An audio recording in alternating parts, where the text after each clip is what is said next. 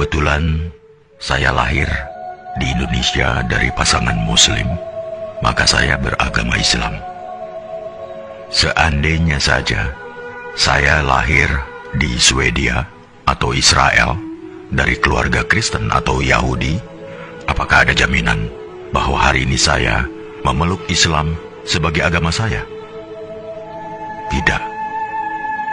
Saya tidak bisa memilih dari mana saya akan lahir dan di mana saya akan tinggal setelah dilahirkan. Untungnya, saya belum pernah bersitegang dengan orang-orang berbeda-beda karena saya tahu bahwa mereka juga tidak bisa memilih apa yang akan mereka terima dari orang tua dan negara. Setelah beberapa menit kita lahir, lingkungan menentukan agama, ras, suku, dan kebangsaan kita. Setelah itu, membela sampai mati segala hal yang bahkan tidak pernah kita putuskan sendiri. Sejak masih bayi, saya didoktrin bahwa Islam adalah satu-satunya agama yang benar. Saya mengasihani mereka yang bukan Muslim, karena mereka kafir dan matinya masuk neraka. Ternyata, teman saya yang Kristen juga punya anggapan yang sama terhadap agamanya. Mereka mengasihani orang yang tidak mengimani Yesus sebagai Tuhan, karena orang-orang ini akan masuk neraka. Begitulah ajaran agama mereka berkata. Maka, bayangkan, jika kita tidak henti menarik satu sama lainnya agar berpindah agama.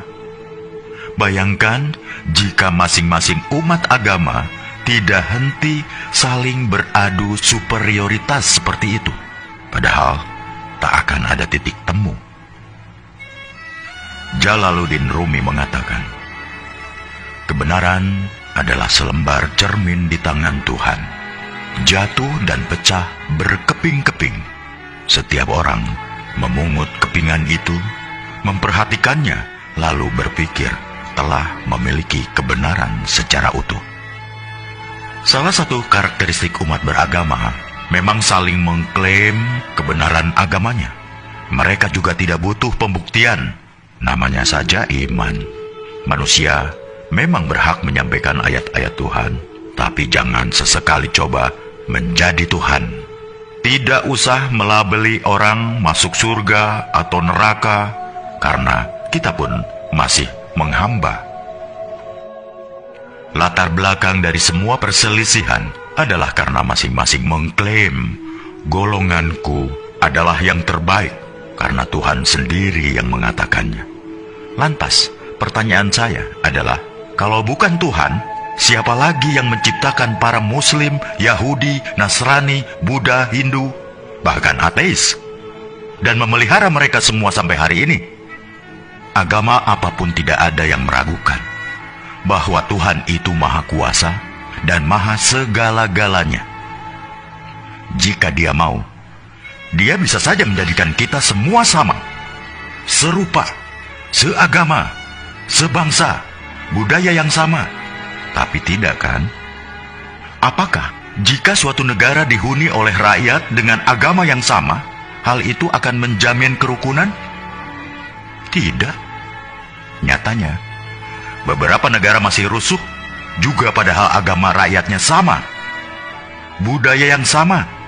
Karena jangan heran, ketika sentimen mayoritas versus minoritas masih berkuasa, maka sisi kemanusiaan kita mendadak hilang entah kemana.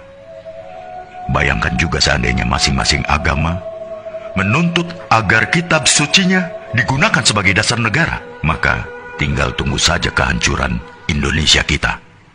Karena itulah yang digunakan negara dan mengambil kebijakan dalam bidang politik, hukum, atau kemanusiaan. Bukanlah Al-Quran, Injil, Tripitaka, Weda, atau kitab suci sebuah agama, melainkan Pancasila, Undang-Undang Dasar 45, dan semboyan Bhinneka Tunggal Ika. Dalam perspektif Pancasila, setiap pemeluk agama bebas meyakini dan menjalankan ajaran agamanya. Tapi mereka tidak berhak memaksakan sudut pandang dan ajaran agamanya untuk ditempatkan sebagai tolok ukur penilaian terhadap pemeluk agama lain, hanya karena merasa paling benar. Misalnya umat agama A tidak berhak mengintervensi kebijakan suatu negara yang terdiri dari bermacam-macam keyakinan. Suatu hari di masa depan, kita akan menceritakan pada anak cucu kita betapa negara ini nyaris tercerai-berai, bukan karena bom, senjata, peluru, atau rudal, tapi karena orang-orangnya saling mengunggulkan, bahkan meributkan di media sosial. Ketika negara lain sudah pergi ke bulan atau merancang teknologi yang memajukan peradaban, kita masih sibuk meributkan soal beragama. Kita tidak harus berpikir sama, tapi marilah kita sama-sama berpikir. Apakah kita sesama anak bangsa terus-terusan bertikai? Bila renungan tentang hal ini baik, tolong sebarkan ke saudara, teman-teman, grup, atau siapa saja yang masih ingin kedamaian di bumi pertiwi di Indonesia yang kita cintai ini.